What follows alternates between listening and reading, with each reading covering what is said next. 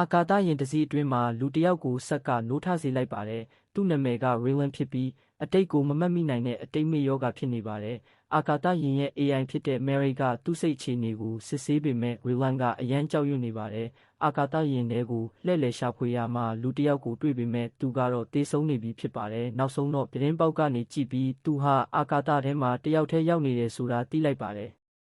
တဖြည်းဖြည်းနဲ့သူ့အကြောင်းကိုပြန်လည်မှတ်မိလာပြီးသူဟာသိပ္ပံပညာရှင်တစ်ယောက်ဖြစ်တယ်ဆိုတာသိလာပါတယ်။ AI Mary ကသူဟာ Crow အဖွဲ့ထဲကတဦးတည်းသောအသက်ရှင်ကျန်ရစ်သူတဦးလည်းဖြစ်တယ်လို့ပြောပြပါတယ်။ကမ္ဘာမြေကိုဆက်သွယ်ခြင်းပေမဲ့သတင်းပို့ရင်20နှစ်လောက်ကြာမယ်လို့သိရပါတယ်။နောက်ထပ်စစ်ဆေးမှုတွေကနေသူဟာကမ္ဘာမြေကနေအလွန်ဝေးကွာနေပြီးတခြားစကြဝဠာတစ်ခုရဲ့နေအောင်စနစ်တစ်ခုတည်းကိုရောက်နေပြီဆိုတာသိလာပါတယ်။ခေါင်းကိုက်လာချိန်မှာသူ့အတိတ်မဉဏ်တွေပြန်ထွက်လာပါတယ်။သူဟာမော်လီကျူးဇီဝဗေဒပညာရှင်တစ်ယောက်ဖြစ်ပြီးနေကျယ်ကိုအားနည်းစေတဲ့ Astrofage ဆိုတဲ့အမည်မသိသက်ရှိသဏ္ဍာန်ကိုလေ့လာနေခဲ့တာဖြစ်ပါတယ်။ဒီသက်ရှိတွေကြောင့်နေရောင်အလင်းတဖြည်းဖြည်းလျော့နည်းလာပြီးကမ္ဘာမြေကအေးပိုလာမဲ့အန္တရာယ်ရှိနေပါတယ်။ Raylan ကို Evers ဆိုတဲ့အဖွဲ့ခေါင်းဆောင်ကဒီပြဿနာကိုဖြေရှင်းဖို့ခေါ်ယူပြီးသူတို့အဖွဲ့က Astrofage ကိုလေ့လာရမှာအရေးကြီးတဲ့ရှာဖွေတွေ့ရှိမှုတွေလုပ်နိုင်ခဲ့ပါတယ်။ဒီသက်ရှိတွေဟာနေရောင်စွမ်းအင်ကိုစုပ်ယူပြီးအသုံးပြုနိုင်တဲ့ alien cell မျိုးဖြစ်တယ်ဆိုတာသိလာပါတယ်။ဒီအန္တရာယ်ကိုဖြေရှင်းဖို့ Hail Mary လို့ခေါ်တဲ့ mission တစ်ခုကိုစီစဉ်ပြီး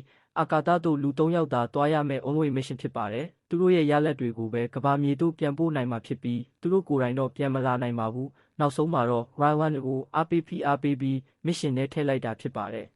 ။လက်ရှိအချိန်မှာ Raylan ကတယောက်တည်းနေပြီး mission ကိုဆက်လက်လုပ်ဆောင်နေစဉ်အခြားအာကာသယာဉ်တစ်စီးကိုတွေ့ရှိပါတယ်။အဲ့ဒီမှာ Rocky လို့သူခေါ်တဲ့ alien တစ်ယောက်နဲ့တွေ့ဆုံပါတယ်။ Rocky ဟာမျက်စိမရှိဘဲအတန်တုန်ခါမှုနဲ့ဆက်သွယ်တဲ့သက်ရှိဖြစ်ပြီးသူ့ကြိုလည်းနေရောင်ပျက်စီးမှုနဲ့ကြုံတွေ့နေရတာကြောင့်ဒီနေရာကိုရောက်လာတာဖြစ်ပါတယ်။ Raylan နဲ့ Rocky တို့နှစ်ယောက်ဟာစကားပြောနည်းကိုတဖြည်းဖြည်းဖန်တီးပြီးအတူတူလေ့လာမှုတွေလုပ်ကြပါတယ်။သူတို့က Astrofage ကိုထိန်းချုပ်နိုင်တဲ့ဘက်တီးရီးယားတစ်မျိုးကိုရှာတွေ့ပြီးဒါကနှစ်ယောက်လုံးရဲ့ကြိုတွေကိုကယ်တင်နိုင်မဲ့တော့ချက်ဖြစ်လာပါတယ်။ဒါပေမဲ့အဲ့ဒီဘက်တီးရီးယားကိုသူတို့နေတဲ့ဂျိုကသွားဖမ်းရတာအရန်ခက်ခဲခဲ့ပါတယ်။မတူညီတဲ့လေထုဖိအားအောက်မှာ Wayne ရဲ့အာကာသယာဉ်ပြန်ဟာပျက်စီးသွားပြီးအသက်အန္တရာယ်ကြုံတွေ့လာရပါတော့တယ်။ Rocky ဟာ Raylan ဒဏ်ရာရတဲ့အခါသူ့အသက်ကိုတောင်မစိုးရိမ်တော့ဘဲကယ်တင်ဖို့ကြိုးစားပါတော့တယ်။မတူညီတဲ့လေထုဖိအားအောက်မှာ Rocky ရဲ့တကိုယ်လုံးဟာမီးလောင်ကျွမ်းသွားခဲ့ရတယ်။ Ryan တတိယလာချိန်မှာဒဏ်ရာကြီးကျယ်ရနေတဲ့ Rocky ကိုတွေ့ပြီးသူ့ကိုကယ်ခဲ့မှန်းသဘောပေါက်သွားခဲ့တယ်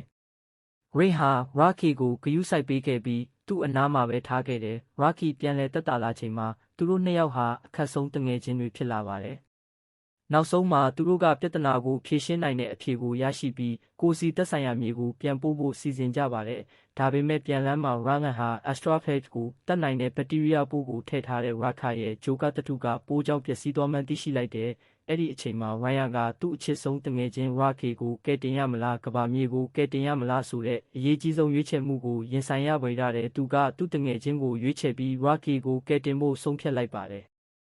နောက်ဆုံးမှာတော့ကမ္ဘာမြေဟာသူပို့လိုက်တဲ့တဲကြောင့်ကယ်တင်ခံရပြီး Raylan ကတော့ Rocky ရဲ့ဂျိုပေါ်မှာနေထိုင်ပြီး alien ကလေးတွေကိုအာကာသအကြောင်းတွေသင်ပေးရင်းဇာတ်လမ်းလေးအဆုံးသတ်သွားပါတယ်။